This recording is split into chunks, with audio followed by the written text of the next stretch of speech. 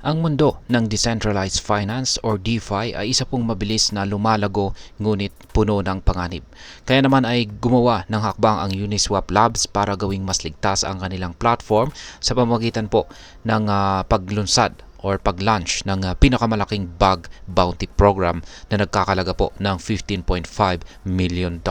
Kaya yan, ang tindi po niyan. Yung mga para po sa mga magagaling maghanap ng bug dyan. Yan, o yung problema or issue sa system ng isang platform. Kaya para po sa inyo yan. $15.5 million po yan.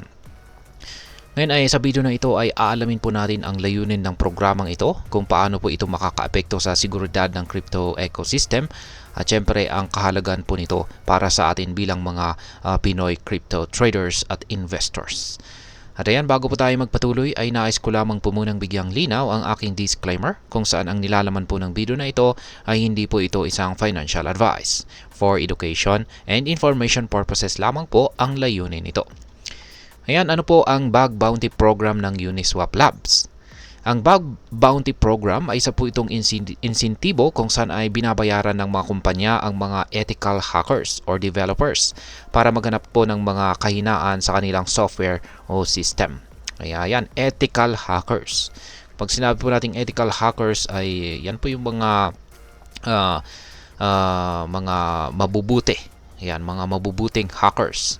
Yan, at syempre iba naman yung mga masasamang hackers. Yung mga ethical hackers ay kung pag nakahanap po kasi sila ng bug ay rini-report po nila yan mismo sa platform para maayos nila. Pero yung mga masasamang hacker ay kung pag meron po silang nahanapan na bug ay tinitik advantage po nila yan para yan makakuha sila or makapagnakaw sila. Kaya ganyan po yung kaibahan ng ethical hacker sa mga masasamang hacker. Kaya ayan, may reward po para sa mga ethical hacker na makakahanap ng bug dito kay Uniswap. Kaya ayan, sa pagkakataong ito ay yan po ang dahilan kung bakit naglabas ang Uniswap ng record-breaking na 15.5 million na bug bounty. Yan, reward po yan para tiyaking ligtas ang kanilang version 4 core smart contracts. Ang layunin po nito ay mapanatili ang seguridad ng mga pondo ng kanilang mga user at syempre palakasin ang tiwala ng kanilang decentralized exchange or DEX platform.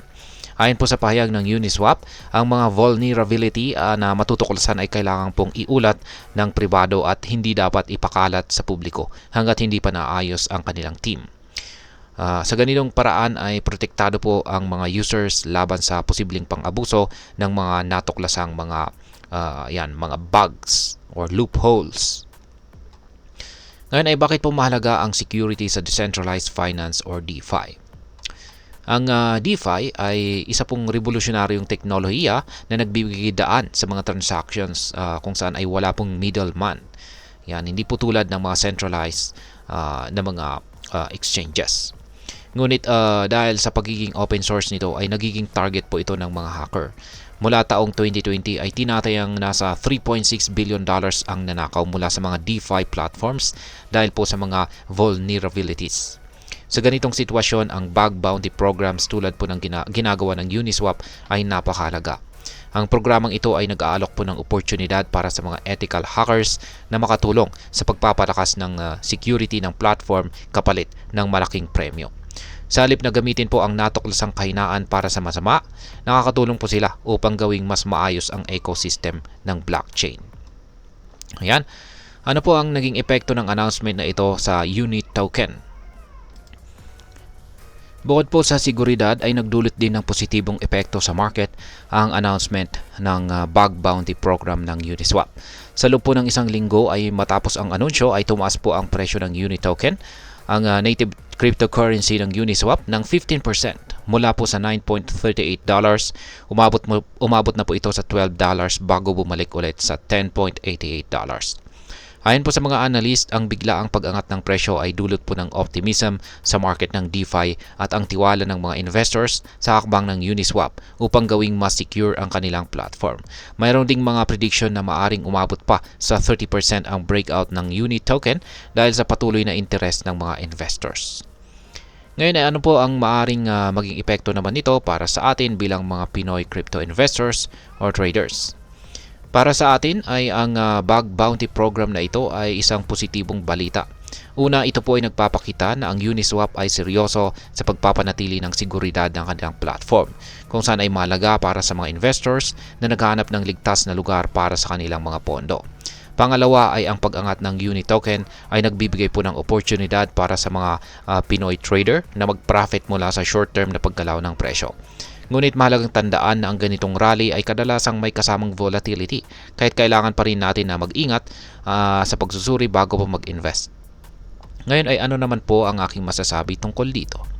Ang $15.5 million na bug bounty program ni Uniswap ay isang malaking hakbang para sa seguridad ng DeFi ecosystem.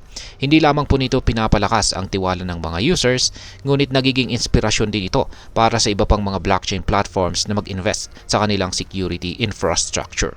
Bilang isang crypto investor, mahalaga po ang ganitong balita dahil ito'y nagdadala ng accountability sa industriya. Ito rin ay nagpapaalala na ang seguridad ng pondo ay dapat palaging una sa listahan ng ating mga prioridad. Higit sa lahat ay lalo na sa isang sektor na mabilis ang galaw tulad ng cryptocurrency. At ayan, sa huli, ang hakbang ng Uniswap ay isang halimbawa ng tamang pagpapalaga sa user security at innovation. Kaya kung gusto mo pa ng mga discussion o usapan tungkol sa crypto, blockchain, DeFi, huwag pong kalimutang mag-like, mag-comment at mag-subscribe. Marami pong salamat sa panonood. Ingat po tayo lagi at God bless po sa ating lahat.